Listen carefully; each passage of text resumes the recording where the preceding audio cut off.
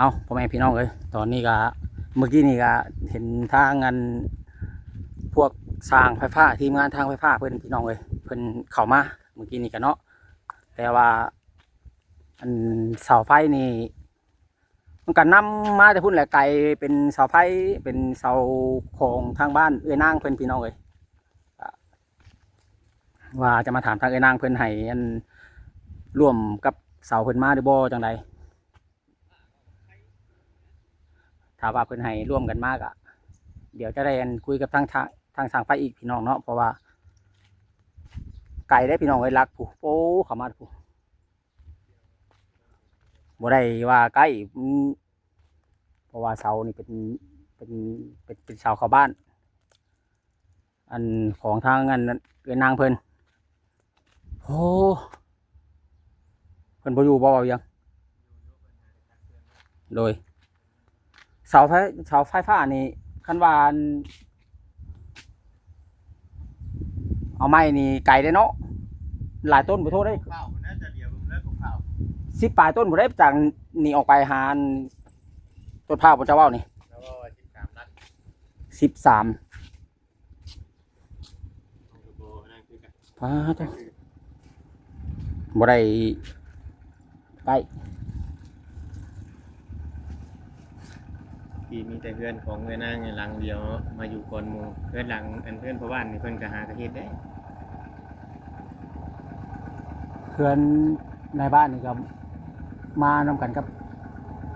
อันว่าเสาของเอ้ยนางบ่ได้ว่าเพิ่นในใด เพิ่นเอามาของเพิ่นอีกต่างหากมันจะ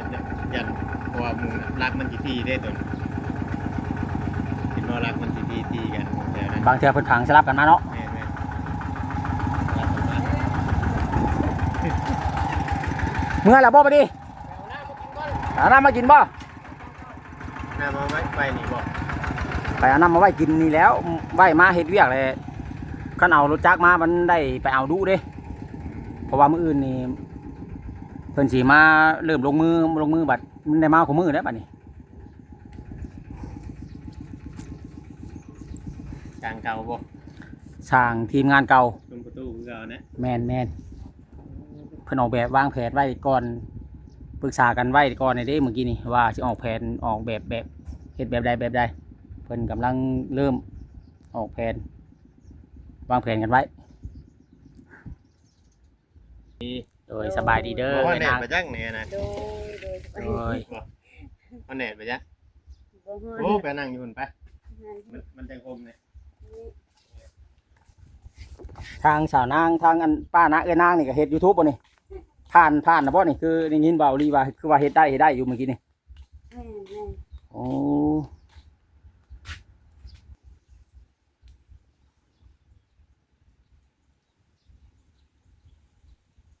ใช่บ่มันบ่อยากสัมผัสกับมือของใครของมันเลย โดยเอาพี่น้องเอ้ย แดดเนาะ หาเนาะ แดดร้อนพี่น้องเอ้ย มาบ่ทันอันพวกไฟผ้าเมื่อเช้านี่เพิ่นได้คุยกับเจ้าอยู่บ่ บ่นะ เออ พวกที่ว่าสิเอาไปผ่ามาหรือว่าพวกไปเก็บไผ่บ่ บ่พวกจะเอาไฟผ้ามาลงว่าอยากถามว่าอันเสาไฟนี่ของเจ้าโดยตรงบ่คือว่าเนี่ยแหละดึง แม่ มาบินนะ แม่ เออแต่อันของเงินเงินในบ้านนี่คนชวนบ่ ของในบ้านก็มีบุกี้ลักนะนี่แต่พุ่นเพิ่นก็ใส่ของข่อยนี่ อ๋อของเจ้าไปเลยเนาะ แม่นของข่อยมาแต่บ้านใหญ่เลย แต่ของเพิ่นนี่เพิ่นสิใส่ประมาณครึ่งกลางแล้วเพิ่นก็มาใส่ของข่อยก็บ่ฮู้ดอกปานแรกเขาแนมอ้าวว่าคือว่าเห็นแล้วยายรักบัดมาแล้วอ้าวว่าคือเห็นแล้วมาใส่รักน้องข่อยนะ อืม ของเราก็เอารักไว้แบบแล้วยายไปเลยดิฉันบ่เวียง อืม รักข่อยมาแต่พุ่นเลยถึงมาฮอดที่ ทางอัน FC หรือว่าทางผู้รักผู้ใหญ่เนี่ยเพิ่นอยากให้ถามเบิ่งว่าสมมุติว่าน้องเตเอาไฟมาลงนี่เอาดึงไฟมาหรือว่ามานำสายในรักของเจ้านี่ก็ให้ร่วมอยู่บ่ เดี๋ยวก็ห่วงนั่นแหละเนาะก็ไปที่ว่านะคนก็ได้ มันบ่ได้แบบว่าบ่ได้เสียค่าใช้จ่ายหยังบ่คือว่าแนวใด อยู่บ่เสียก็ได้สิเป็นหยังก็ใช้ไปเพราะว่าก็บ่จังแน่สิว่าเนาะเฮาเป็นคนออกก่อนก็ถือว่ากระเติบห บ่ นึงแหละ เจ้าซื้อตะกี้จะแพงจะบ่รัก แพ ต้น500มันชื่อ จากต้นนี่จากนี่ไปเลยนะ แต่นี่ไปฮอดพุ่นค่ะเพราะว่าค่อยไปใช้แบบห่างๆ9ต้น โอ้ 9ต้น 4,500เนาะตอนนั้นนะ เพราะว่า ต้นละห้า อันนี้นั่น ต้น เพราะว่าต้น อ่า 500เขาบ่ได้ลดเลย โมเมนว่านั่นนี่หรอกถ้าว่าอยู่ใช้สมมุติว่าเฮาได้เข้าน้ำกันกะมันก็ต้องเสียน้ำกันนะต้องเสียเฮาต้องหารกันแบบนี้นะต้องหารกันออกแบบนี้แหละทุกข่อยเสียอยู่อันพ้นสว่างตัวนั่นกะ อืม แห่งเด็กได้เสียพอเสียค่ารักนี่ก็คนหนึ่ง30,000กว่า70,000เอาไปเอาดึงไฟมาลงตัวน่ะแถวเฮือนนั่นน้องจ้อยตัวน่ะ70,000น่ะมาดึงเข้าเฮือนอีกต่างหากอีก โดย อันนี้คือกันสมมติว่าคือไอ้นางเราดึงมานี่สมมติว่ามีไผเนาะอยู่แถวๆนี่สิมาเข้าก็ต้องได้เสียต้องได้หารกันนะแต่มันก็นักคือเรานี่มันก็นักแล้ว ลาเป็นผู้ออกอันออกเทินก่อนเนาะ ค่อยเปลี่ยนทีมแล้วได้รักที่เขาหาอาหายค่อยอันแต่เบิ่งต้นอันต้น500เปลี่ยน2ต้นเลยแต่ต้น500คือเก่า โดย ชื่อปีนี้ก็ได้นะ เพราะว่า ต้นนี้ก็บ่ได้จ่ายเงินนี่ อ่า ฮะ โดย มื้อเช้านี่นั่นเพิ่นมาเบิ่งน่ะเพิ่นไล่มาแต่ อืม ในบ้านพุ่นน่ะไล่มาที่น่ะ13ลัก แม่น อ่า เพราะว่าเอื้อยใส่ห่างๆเด้ไอ้บ่ใส่พายมันก็หยุดเด็ดเนาะเพราะว่า แมน 13ลักแหละสมมุติว่าเพิ่นว่าคำว่าอันทั้งนี้ให้ดึงน้ำหรือว่าให้เตะมาน้ำแหละมาย้ายออกไปนี่ไปเทื่อตั้งแต่นะ มันก็สิ 3ลักเพิ่นว่า มันก็สิบ่หลายลักปานใดเนาะ แม่น3ลักเพิ่นว่าถ้าว่าสิใส่บางเทื่อก็เพิ่นอาจสิมาตั้งอยู่นี้ลักหนึงเพราะว่าลักตัวนี้เพิ่นยันบ่แข็งแรงเนาะ แมน มัน แมน มันอันนั้น นั่นแหละดิค่ะ หนึ่งมาเสามันน้อยแน่ตัวนี้ ลักห ต้นน้อย เพิ่ แน่ นสิเอาเข้าไปพุ่นนะ2ลักสิเป็น3ลักนะสมมุติว่าเพิ่นได้ลงมาน้ำเจ้ามาแต่พุ่นมาฮอดนี้สิได้ชื่อแต่3ลักชื่อลักก็เลยมาถามเบิ่งให้ FC ฮู้แล้วก็ให้ตั้งกันผู้รักผู้ใหญ่เพิ่นฮู้นํกันแหละสมมุติว่าเอาจ่ายค่าไฟฟ้าไปแล้วแล้วก็มาคิดอันเสยเดียให้ทางในนางนี้จักเด็กจักน้อยแบบนี้นะ ก็แล้วแต่ก็บ่ได้ว่าชั้นที่ไปเวียงก็แล้วแต่ ว่าก็ต้องถามกันแน่เนาะจังหน่อยเป๊ะๆมานำโอ้คือบ่ถามแล้วว่าเฮ็ดคือว่าง่ายแท้แบบนี้นะ โดยเพราะว่ารักแต่พูดมาพี่มันก็มีแต่เฮาผู้เดียวอยู่แล้วหั่นนะ โดย แลเขาอันเจ้ากล้วยตะกี้แล้วยังอยู่กับผัวเราเนาะแล้วก็มาขออาศัยน้ำข่อยคือกัน อืม มาแต่พุ่นมีใหญ่บ้านอีกก็ใส่มาน้ำข่อยอีก โดย แต่พุ่นฮะมันเป็น3สายเลยเด้เนาะ โดยอันนั้นแหละอันนั้นแหละจึงมาแบบว่าถาม มาถามเบิ่ง ถามมันผู้ว่าเจ้าของผู้ที่ตั้งเสานี่แหละมันจึงคักจึงงามเนาะบ่เวียง แม่น เห็นว่ามีเสาแล้วบัดสิดึงมาโลดหน่อย บ่ได้ อัน แบบะ ถามมันว่าเสาไฟเป็นของไผแล้วมันสิ แม่น คือว่าอันยามกันโพดนะมันบ่งามเนาะ แม่น อันนี้เฮาถามแหละเพิ่นให้ร่วมมาก็ร่วมจังซี่นะ โดยก็แม่น มันก็จังคัก เจ้า อะนะ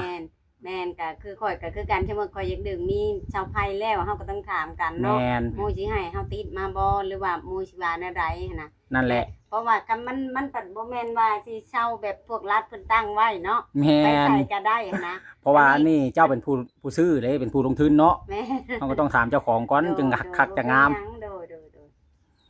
ก็ได้ใช้นำกันก็บ่เป็นหยังเนาะก็เลยเอามาลุล่วงกันหันนะ แมน ก็แม่นความเจ้า แมน โดย มาเว่ามาถามกันก่อนให้มันเข้าใจกันเนาะว่าเวียง โดยแบบหมู่ไปใส่โลดก็คือเฮาเห็นเนาะว่าคือโพดแท้ แม่น ชาวไผเฮาก็ชื่อเฮาก็คิดน้อยใจคือกันแม่นล่ะว่ะ คือพอถามเขาแน่เนาะ แม่นแต่บางทีปกติเฮาบ่เอาเงินจะเก็บก็มีหันนะก็ต้องถามเฮานี้ ลองถามก่อนเนาะ พอให้เกียรติเขาแน่เนาะถามเขาแน่จักกันคำสองคำก็ยัง นี่แหละ ดีหั่นนะอันนี้แหละจึงมาถามนะพี่น้องเอ้ย โดเป็นหยังใส่โลดแต่คันดึกไปนี่มันก็สิบ่หลายบาทนี่ แม่นก็สินั่นราคามันก็สิลดลงหลายเด้อนะสมมุติว่านั่น แม่นคือตอนข่อยใส่หั่นเด้อเฉพาะไผนี่ค่ะ30,000เต็มเลย ค่าเสาอีกต่างหาก ค่าเช่าต่างหาก ค่าจ้างเขาคุดเขานั่นอีกต่างหากอีกเด้ ต่างหาก บ่แม่นแต่ว่ารวมเลยอัน บ่แม่นว่ารวม 500นะ เฉพาะแต่ของเจ้าตะกี้บ่ แม่นบ่ได้มีไผเด้เนาะมีแต่ข่อยผู้เดียวเด้จ้ะเฉพาะเช่าต้น500อยู่แล้ว แล้วขุดอีกบัดนี้จ้างเขาขุดจ้างให้เขาเทหินลงอีกบัดนี้ เขาย่อเขาตั้งอีกบัดนี้ นั่นแหละ ทุกจริงทุกอย่างเพราะว่าเฮาเฮ็ดบ่ได้เด้จ้ะ แม่น เพราะว่า เอา เฮา มองเจ้าอันดึงมาตะกี้นี่ผู้ใหญ่เป็นเขาให้บ่คือเจ้าเขาเอง ขอเข้าอีก โอ้ เบิดหลายเติบไปเนาะเอ้ยนะ อะไรเดิมเนาะ แม่นข้อยก็จนว่าเคาะแบบว่าข้อยเข้าเองก็แบบเอาเตียงมาช่วยแบบ เทื่อละล้านเทื่อละ4-5แสนผู้นั้นให้ผู้นี้ให้นะ อ๋ บ่ อ แม่น ไปว่า เอ้ย เก็ ก็ บซ่อนไว้ แม่นเอ้ยก็สิเป็นคนเก็บแบบประหยัดไว้ก็บ่ฮู้ดอกแต่ว่าจำพาะไผผ้าและมีทางอ้ายใจดีเพิ่นเอาเขาให้ไผผ้า โดย แต่ว่าเพิ่นว่าเพิ่นติดต่อมาหาชาวนางว่าว่าข่อยสิเอาไผเขาให้เจ้าเด้อว่ามันลำบากเจ้าอยู่แต่นั่นแต่แบบเงินชื่อเช่าชื่อหยังแบบเงินเฮาเก็บเฮาอันนั้นนั่นแหละตื่นใส่กัน หลายๆคนนั่นเพิ่นมาซอยแล้วก็สะสมทบกันเนาะ แม่ มัน น ก็เลยได้ แถวนี้มันเป็นดินว่าดินจัดสรรก็ว่าแม่นหั่นแต่ว่ามันบ่แม่นของนั่นเนาะมันเป็นดินของในบ้านบ่ตะกี้ของไผอันนี้ บ่ตอนนี้บ่แม่นของในบ้านภาคพุ่นและของในบ้านภาคพุ่น แต่ว่าเพราะว่าเพิ่นบ่ได้ดึงรักไผไว้เนาะ บ่ มันบ่คือแถวบ้านมุนชิมและดินจัดสรรนี่เขาสิดึงรักไผไว้เลย อันนั้นมันเป็น โครงการ มั เนาะ นเป็นดินโครงการ อันนี้มันเป็นว่าดินส่วนบุคคล แม่น เขาบ่ได้ดึงไผไว้ แม่นเพราะว่ามันบ่ทันได้มีบ้านมาตั้งเลยเขาเจ้าสิบ่ดึงอันเสาไฟมาไว้ได้ แม่นมันเป็นชวนอ้อยแต่กี้ อืม มันเป็นชวนอ้อยเพราะว่าตะกี้อีหลีแล้วมันเป็นดงแล้วก็เจ้ามาเช่าเฮ็ดชวนอ้อยแต่บัดนี้ผู้เจ้าดินนี่เพิ่นเชียไปแล้วแบบยังแต่ลูกแต่หลานเขาก็เลยขายทิ้ง โดย ก็เลยบ่มีอันแบบขายต่อกันเรื่อยๆนะผู้ใหญ่บ้านเพิ่นไปซื้อภาคพุ่นในภาคพี่มีอีกเจ้าหนึงซึ่งเขาก็เนาะชาวไผเขาก็บ่อันนั้นแล้วเพราะว่ามันบ่มีคนมาอยู่เด้ มันดินส่วนบุคคลมันก็แนวนี้แหละไผมาอยู่ก็แม่น ผู้นั้น คันว่าผู้ใดอยากได้ไฟเขาก็แม่นโยก็ล้นหาแล้วเนาะ บ่มีก็อยู่จำเป็นแล้วอยู่ไปตามมืดแล้วคันบ่มีก็ แม่นเขาก็คือในนั้นแหละตะกี้ก็อยู่ไปในใดก็ยามันว่ามืดก็อยู่ไปเฮ็ดได้ซะเนาะเฮาบ่มี แม่น ก็เมื่อว่าผู้นั้นให้ผู้นี้ให้ผู้ละแสน2แสนเฮาก็ต้องเก็บต้องกำให้นํเฮาก็อาศัยแต่ว่าสมมุติว่าจิคองค่าแต่ให้เพิ่นมาช่วยจัก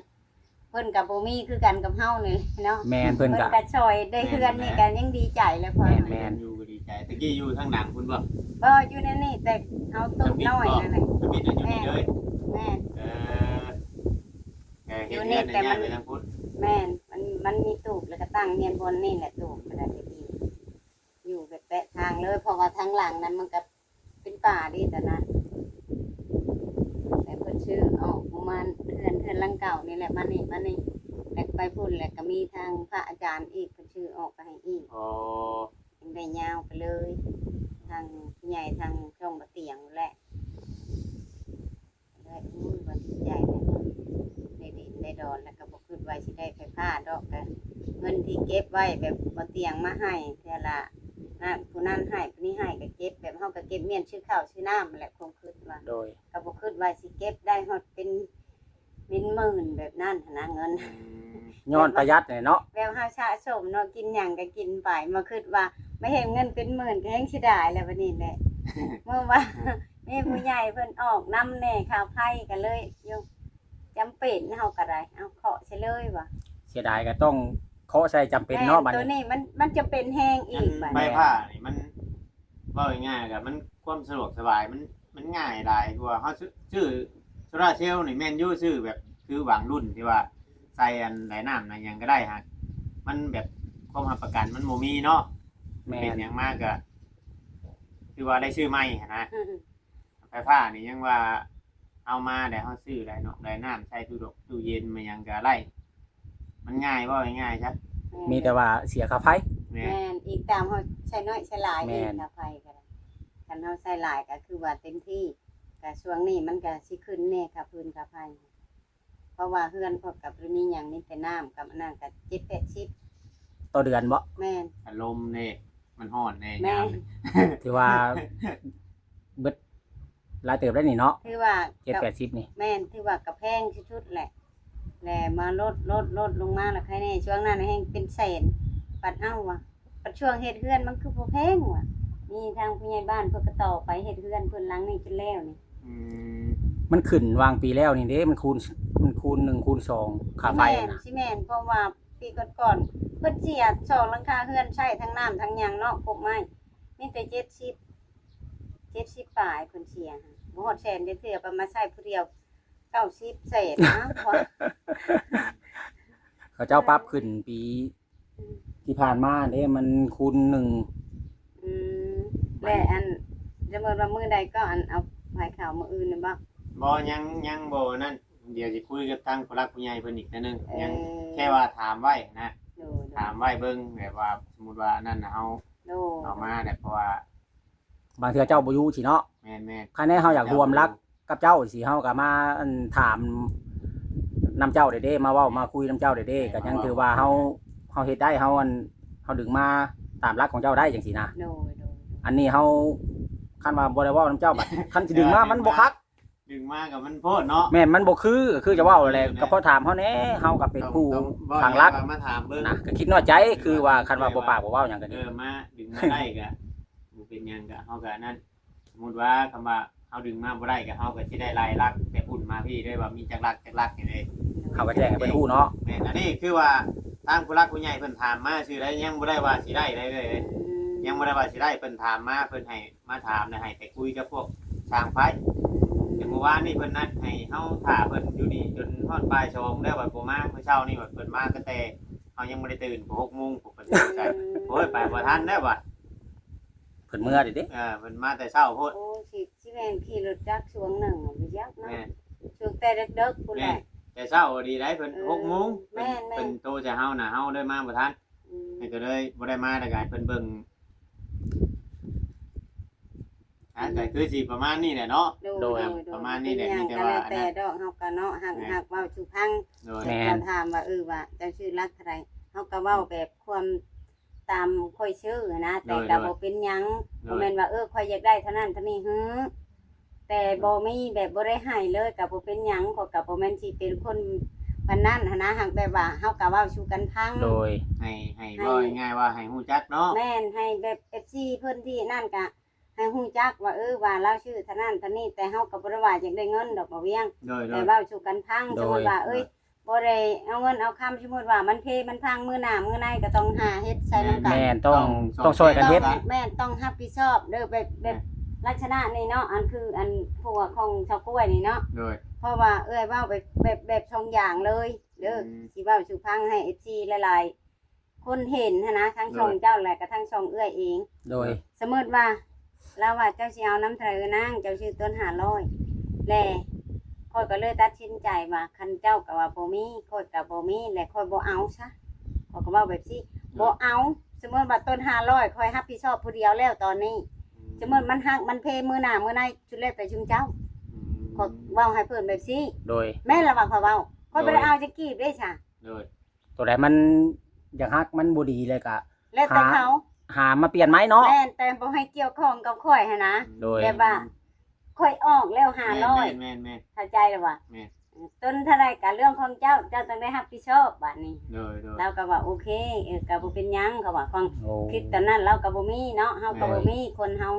ก็เทินว่าเฮาได้ มี ตั้ง จะ ขึ้น คน แล้ว ที่ว่าดึงมานํเจ้า 3 3 คนแล้ว เจ้าเนาะ แม่น สี่ สี่นี่แหละเนี่ย 4คันว่าน้องแต่ได้นี่แม่นผู้ที่ แม่นที่สี่นี่ 4ก็คือทางไอ้นางเพิ่นเว้านี่ถ้าว่ามันเพรักตัวใดมันบ่ดีแล้วแม่นเจ้าอยากซื้อรักตัวใดก็สุดแล้วแต่เจ้าบ่ซื้อตัวใดก็แม่นแล้วแต่เจ้าเนาะคันว่าแบบว่าจากฟังแทนตัวเก่าหั่นน่ะ แม่น เพราะว่าเราบ่ได้เอาเงินจะกีบเด้ แม่น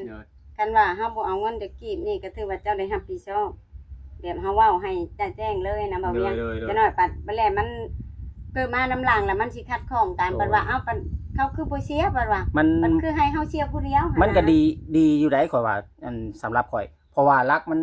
ถ้าว่าตัวใดมันบ่ดีก็มันบ่ว่าที่สิบ่ดีตั้งเบิดถูกรักมันน้อยๆรักดอกเนาะบ่เรียก เป็นไปแน่เนาะ แม่นมันบ่เป็นพร้อมกันบาทเดียวดอกเนาะ แม่นความเจ้าก็คือค่อยปีกายนี่เนาะนี่ค่อยก็ได้เปลี่ยนช่องลักหันลักเพราะว่ามันถึกลักบ่ดีได้จ้ะมันหัก แม่ แต่ น ว่าไม่ดิบไม่บ่เป็นแก่นเขาเอามาให้ค่อย แม่นไม่แกนบ่หลาย แม่นก็เปลี่ยนลักนี่กับลักนั่นค่ะก็ก็เปลี่ยนไปได้หันต้น500ชื่อน้ำพี่ใหญ่บ้านเลยนี่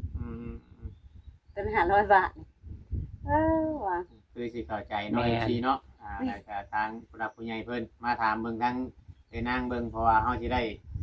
ดึงไผถ้าว่าน้องเตนได้ไผอะดีเนาะผู้ใหญ่เพิ่นก็เว้าเป็นสองอย่างอยู่ในเมื่อเพิ่นถามมาเมื่อนั้นก็เพิ่นว่าถ้ากำลังเพิ่นพอเพิ่นก็สิเข้าให้ถ้ากำลังเพิ่นบ่พอก็อาจจะหลายคนสมทบกันเพิ่นว่า โน่ ก็เลยมาถามเบิ่งโคตร โน่ก็คือเว้าแบบนี้แหละบ่เวียงคือเพื่อนก็แบบเฮาต้องเว้าแบบสองความเนาะคันถ้าว่าเอ้าค่อยเอาให้เจ้าและสมมุติว่าหนนะเพิ่นมีทั้งผู้ใหญ่ทั้งน้องกระแตเนาะ อยให้เจ้าแม่นางคำนี้คำนี้ถ้าว่ารักได้มันฮักเฮาก็ต้องได้ออกนํกันอีกคือเก่า ต้องช่วยกันเนาะ เพราะว่ามันแบบมันลักษณะว่ามันคนเคิงแหละเด้ แม่น เฮาก็ต้องได้ออกจำกันคือเก่า โดย คันว่าเฮาบ่ได้เอาหยังจะกีดก็ถือว่าเขารับผิดชอบผู้เดียว โดย แต่คันว่าผิดก็ขอโทษขออภัยเนาะ FC ทาง บ่ บ่ ผิด เวียง เนาะ แล้ว เพ ก็ ราะ ทา ว่าง ใด ความมัน เพราะว่า แม่น เว้าออกมา ตึกได้ จาก นี่น่ะ ใจก็บ่ได้ว่า แม่น สิเป็นคนตอแหลจังซั่นจังซี่ก็ขอโทษขออภัยเด้อพ่อแม่พี่น้อง โดย แต่ชาวนางก็เว้าออกมาก็แบบเฮาใช้จ่ายกันมา แม่น ข้อยก็ว่าข้อยก็แล้วแต่สิเลือกเอาสิเฮ็ดแบบนั้นข้อยก็ว่าดีคือกันก็คือแบบคันว่า แม่น เฮาบ่มีเนาะก็ดีคือกันบ่ว่ามื้อหน้ามื้อไหนบ่แม่นว่ามันสิฮักมื้ออื่นมื้อฮือ แม่นมันต้องใช้ได้หลายปีมันบ่ฮักพร้อมกันคือข่อยเว้านี่แหละ มันต้องได้อยู่แล้วเนาะ มันจะเป็นว่าปีหนึ่งก็ยังมันฮักลักหนึ่งก็ว่ามันสิฮักอะนะคนมาอยู่นี่ได้4 ปีปีที่5ย่างเข้ามานี่ฮักก็ฮัก2ลักฮะ แหน่ มันก็ถือว่าดีอยู่ได้ข่อยว่าคันเจ้าเว้านั่นนี่นะเพราะว่ามันบ่ฮักพร้อมกันดอกเนาะบ่เวียง มายังก็ย่าเขาแค่ว่าเฮาเบิ่งแยงเพื่อนชาติคือกัน แม่น ก็ว่าเฮาบ่เบิ่งบ่แยงเลยมันยังฮักยังเพแล้วเฮาบ่อยากแปลงอยากชมน่ะมันก็เก่าเบิด แม่นแม่นคนเจ้า นี่ นั่นแหละ รักพื้นรักไผพี่ก็ย่าคำว่ามันกะว่าบ่คักบ่หยังน่ะเบิ่งแยงมันนั่นแหละ แม่นก็คือแบบหลังหัวก็คือการทุกสิ่งทุกอย่างเนาะเฮาเฮ็ดปีนี้ปีหน้าเฮาก็ต้องได้เปลี่ยนเฮาต้องซอกใส่ใหม่ แม่นแนวใดเฮาอยากได้แนวใดมันบ่คัก แม่ เฮาน ก็หามาเปลี่ยนใช้เนาะ แม่น ว่าแนวใดเฮาสิต้องว่าตัวนี้แหละมันบ่คักมันสิฮักแหละครับคิดหาแหละ เฮาสิไปท่าให้มันฮักคักเพราะว่าสายไฟมันก็ มันบ่ได้ตัว จำ นั้น เป็ น่ะ มันก็อันตราย แม่น ความคิดของข่อยนะข่อยเห็นแบบมันแปลกแล้วก็กำแม่นเปลี่ยนถิ่นโลด จักหน่อยมันล่มลงสายพื้นสายไฟขาดน่ะแฮงอันตรายแหละเนาะ สมมติว่าเขาฮู้ว่าเนาะสมมติว่านี่รักทางนั่งฮักนี่ไผไม้บ้านนี่ แล้วค่อยสิเอาเงินมาใช้มาเสียเอาสมมติว่ามันคันมันเกิดขึ้นมาเขาบอกอะไรก็ได้เบิดเฮาก็ต้องได้รับผิดชอบเอาเงินคืนไทย บ่ได้มีอันตัดไฟบ่เกินเจ้า นี่ ใช้แล้วเนาะ แม่นใส่แล้ว ใช้อยู่เนาะ ก็คือว่าบ่เห็นมันตัดมันเปียงบ่คือบ่เห็นมันตัด เวลาพาห้องแฮงๆบ่ได้ตัดบ่ ไฟสดในล้างห้องน้ำนี่ก็ยังบ่ตัดเอ้าพวกก็ว่ายังงง เอ้บ่ยักษ์จ้ะเจ้าเคยกดเคยบีบมันอยู่บ่ ก็บีบอยู่เลยวันนี้ มันลั่นอยู่บ่ ลั่นอยู่แต่โทรหาเขาอะเขามาเบิ่งเขาก็ว่ามันบ่ได้ตาย เออ แต่ว่ามันอยากแข็งหน่อยหนึงเขาว่าให้เจ้ากดแต่ละเดือนบางทีเขาก็ลืมไปก็ 15มื้อเขาให้กดเท่านั้ นั่ น นแหละเขาบอกให้พยายาม ถ้าเฮือนข่อยนี่พาห้องแห้งชื่อคือว่าตัดลงเลย โบตัสโบเต็บเลยอันนี้ค่ะไฟช็อตแตกหยาบๆกับบริตัสจนได้แลนมากดเองเอ้าเขาบอกมันเป็นหยัง มันติดลำบากรถมันเนาะ แม่น เอาพี่น้องเลยเนาะก็สิประมาณนี้แหละข้อมูลก็คือว่าชัดเจนมีแต่ว่ารอฟังจากผู้รักผู้ใหญ่เพิ่นนี่ก่อนจังใดก็ค่อยว่ากันอีกทีนึงเนาะเบิ่งนํกันพี่น้องเลยเนาะอ่ะ อ่ะโดยสบายดีเด้อ โดย